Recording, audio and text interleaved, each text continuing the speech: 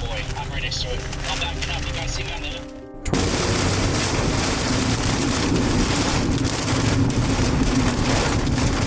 Something unusual happened in North Dakota before sunrise. Sirens cut through the night, families woke to roaring winds, and darkness spread across towns. By morning, fields, homes, and neighborhoods looked changed. What unfolded left both residents and weather experts shocked, all in just a few short hours. In the early hours of Friday, August 8, 2025, eastern North Dakota faced one of its strongest weather events in years. A powerful line of storms swept through the Red River Valley, bringing dangerous winds and multiple tornadoes. The National Weather Service later confirmed a total of 11 tornadoes, 4 of them in Grand Forks County. Winds near 100 miles per hour added to the damage, and 1 person was hurt. The storms began overnight, catching many people off guard while they slept.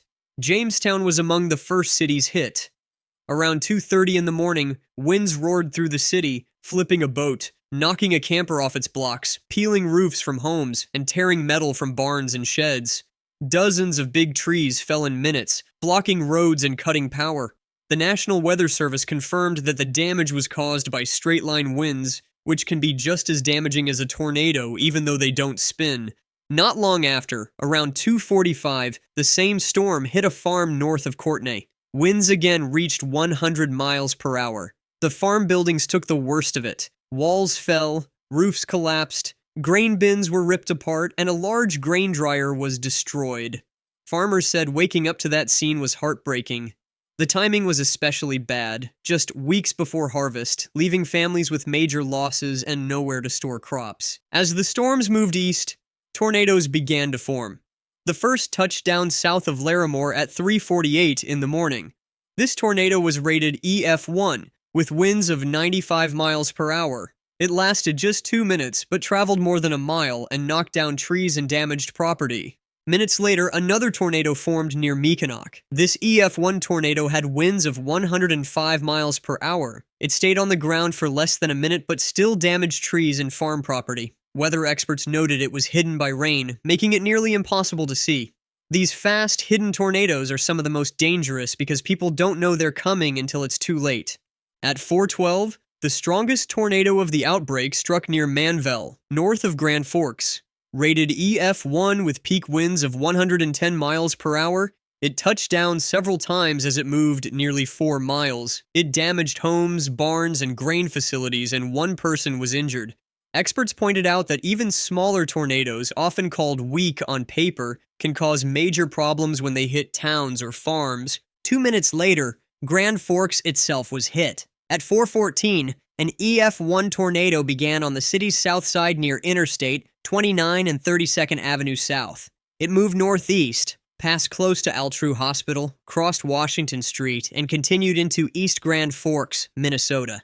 It lasted 5 minutes, traveled more than 4 miles, and reached a width of about 100 yards. Winds peaked at 100 miles per hour. In Grand Forks, the tornado left behind broken trees, downed power lines, and damaged roofs. Whole neighborhoods lost electricity, forcing families to wait in the dark until crews restored service. The Valley United Co-op grain elevator in Thompson was badly damaged, raising concerns about where farmers would store their crops during harvest. Residents said those minutes were some of the scariest of their lives. One family near 32nd Avenue said the storm sounded like a train as windows shook and trees bent against the wind. Another, living near Altru Hospital, described branches flying through the air and debris scattered across yards. Many said they were thankful for the tornado sirens, which gave them just enough time to run to their basements. Emergency crews responded right away. Police and firefighters worked to clear blocked streets. Power workers spent the morning fixing lines and restoring service. In rural areas, officials focused on reopening farm roads and checking damage to equipment and storage. Volunteers also joined in quickly, helping neighbors clear driveways and cover broken windows. Local leaders praised the quick response, saying it saved lives. By the weekend, the National Weather Service had finished its first survey. In total, 11 tornadoes were confirmed across the area. 8 were rated EF1 and 3 were EF0. Winds ranged from 80 to 110 miles per hour. Some tornadoes traveled only a few hundred yards, while others cut paths nearly 4 miles long. Most lasted just minutes, but the damage was widespread. The human side of the storm was clear. Families were jolted awake by sirens and rushed their children to basements. A resident near 13th Avenue South said the storm shook the entire house. Farmers woke to crushed grain bins and twisted barns, realizing that months of work were undone in one night. For many, the losses meant huge costs, with equipment ruined and crop storage gone. Weather experts explained why this storm was so dangerous. Unlike the big tornadoes that sometimes hit the plains, these were squall-line tornadoes, quick spin-ups inside large thunderstorms. They are hard to detect, often hidden by rain, and especially dangerous at night. Even though they may last only a minute or two, they can still rip roofs off homes and bring down large trees. This is why reliable sirens and alerts are so important. North Dakota usually sees many tornadoes each year, but having 11 confirmed in a single event is unusual. In 2023, the state recorded 52 tornadoes, but few single outbreaks matched the scale of August 8, 2025. Experts compared it to events in 2010 and 2015, which also produced several tornadoes in just hours. What made August 2025 stand out was the timing. Striking before dawn when people were asleep, the storms left many with little time to react. The damage to farming could last for months. Grain elevators in Thompson and Findlay were hit hard, reducing storage capacity for harvest. Some farmers may need to haul crops longer distances or risk losing them altogether. Insurance claims are rising quickly, and rebuilding could take months. For farm families, the storm added another layer of stress to an already difficult season. Still, communities showed strength. Neighbors helped neighbors, churches offered space to families without power, and volunteers worked with city crews to clear debris. Local officials said the teamwork showed the strong spirit of North Dakotans in tough times. The August 8th storm will be remembered as one of the biggest weather events of the year in North Dakota.